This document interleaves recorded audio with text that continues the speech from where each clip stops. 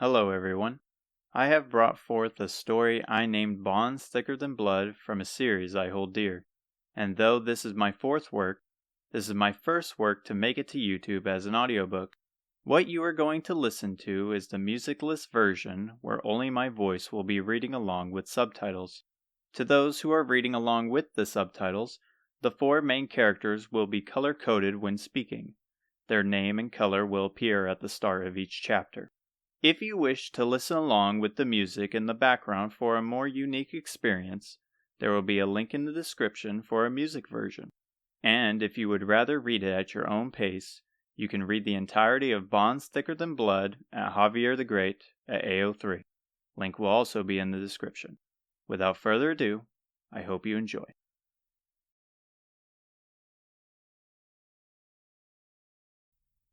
Chapter 10. Just like Corv, an overhead gate awaits on the horizon, with the comforting sunset behind the town of Nordvik. At the gate, a young man has his face planted into the dirt, and upon getting closer, he's not the only one.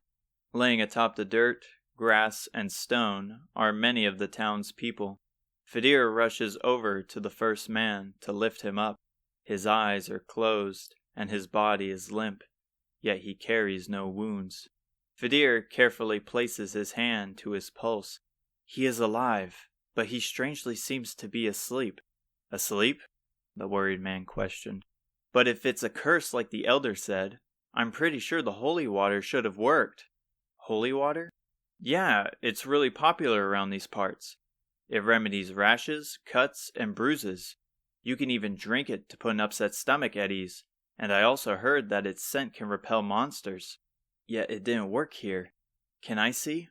Without question, the man hands over a half-empty vial. The liquid inside is a deep, opaque blue, unlike the holy water back at home, which is more clear. Upon removing its cap, its smell is like sugar as he hovers his nose over it. Something about this scent is strange. It's familiar. How did the church get a hold of something like that? Aziza asked, as she peeked at the strange liquid. Beats me. For a while, many people lost their faith in the church once the monsters started popping up again, so I personally believe this to be one of them trade secrets to force non-believers into getting back on their side. Fadir gently sets the young man back down on the soft grass, aware of the complaints people have had to the returning monsters. There must be someone who is awake. I'm going to search the town further. Fadir pushes further into the strange town. Their search goes for minutes, then hours until the sun falls, coating the grass with an orange hue. The older man checks the nearby inn, while Fadir and Aziza examine the store at the back of town. The people that lay in the beautiful town square, young men, women, and children. It's unsettling to see the innocent smiles on their faces. The curse must have been instant for such a sight to exist, or it must have been casted without the user being present. What could have done this? Fadir pondered, staring at them with distraught. Fadir takes his eyes off a small child on the floor and peeks towards the thick foliage covered in captivating red flowers outside the border of town like a barrier.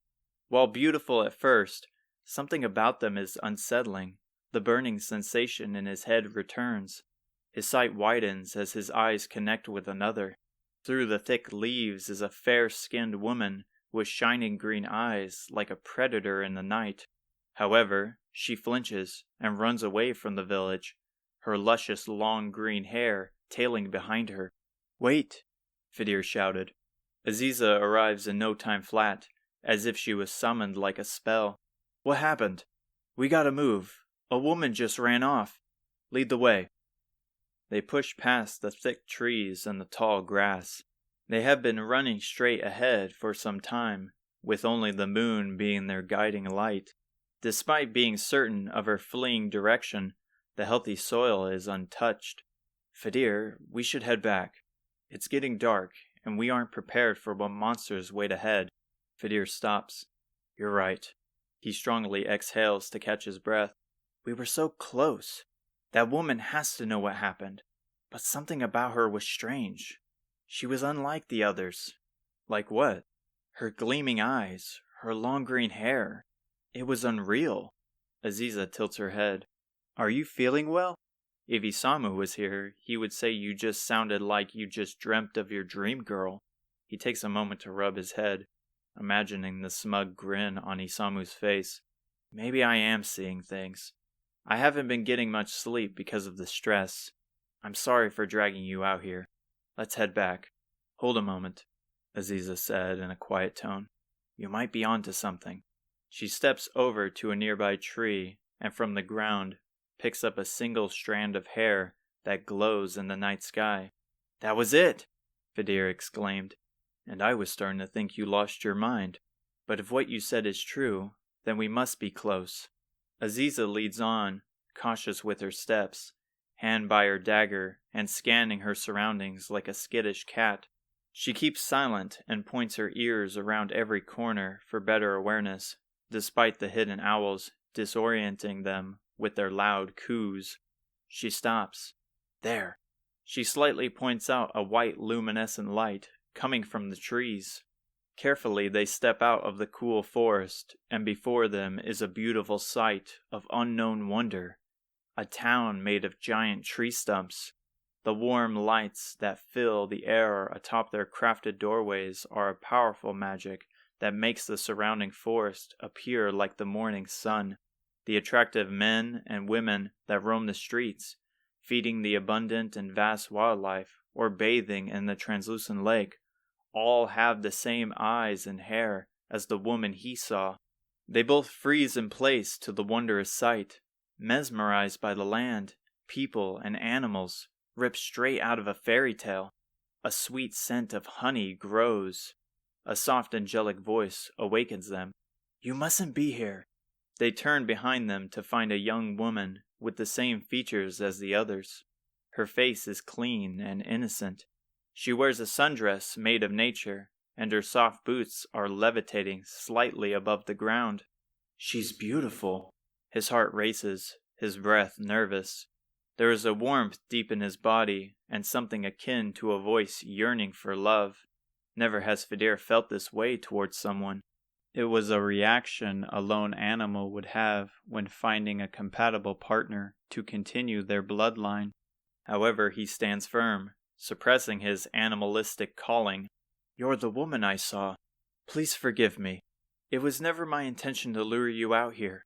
Once I heard of what happened to Aniseed, I just had to see if it were true. Is Aniseed the one who casted the curse? Aziza asked. Her voice increases to Aziza's query, yet she is still soft-spoken. Aniseed would never. She may be a fairy, but deep down she's an angel. It's her mother, the queen.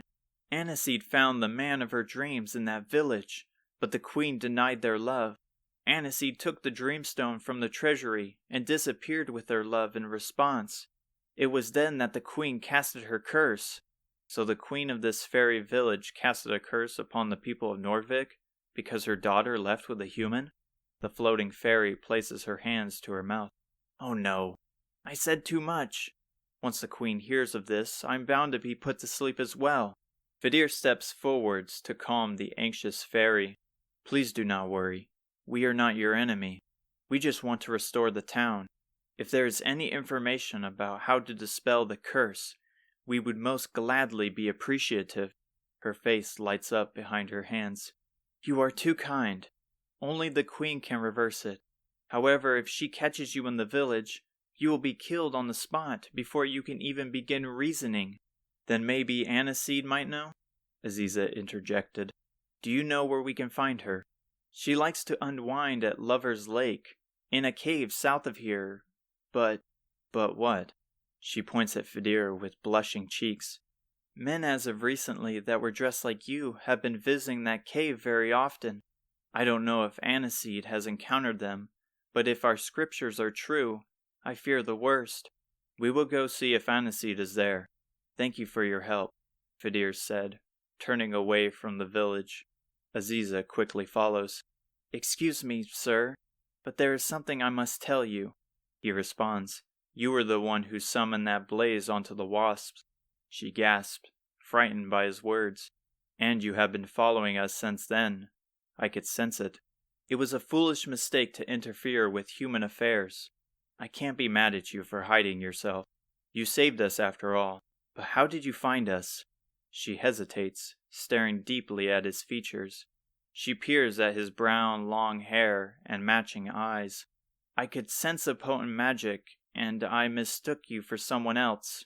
But once I saw you... Her cheeks lit up like a fire spell. Never mind. Aniseed is in need of help. Please hurry. Of course, we will bring them back to safety. As he leaves, she whispers something under her breath. Perhaps in another life, we could be together. This must be it, Fadir announced, staring deep into the darkness that lies ahead, a cold air emitting out of it, yet no danger lurks nearby. Without another word, he steps inside, staff in hand with Aziza watching his back. At first, the cave appears to be the same as any other cave. However, there are winding paths that are blocked off by tall fences of steel, leaving only a paved dirt road leading forward. The cave alights as modern sconces cover the carved walls. Thankfully, they haven't run into anybody, nor heard any sounds deeper within. Whether it be fairy or human, the cave feels like it should be off limits to common citizens. The cave opens up, and along the sides where the wall was are green safety railings with bright lights mounted within certain intervals. Over the edge is a deep blue water, and at the end of the road is a circular outlook with the same guardrails overlooking the vast underground lake. The cliff is a several-story drop, and hanging around the rails are wooden pails attached to thick rope. Despite the creepy and isolated echoes of the cave, the lake is well worth the travel as it spans out like the ocean at Dreamer's Tower. Lost in thought, Fadir paces around the premise, keeping his eyes on the familiar, sweet-smelling water.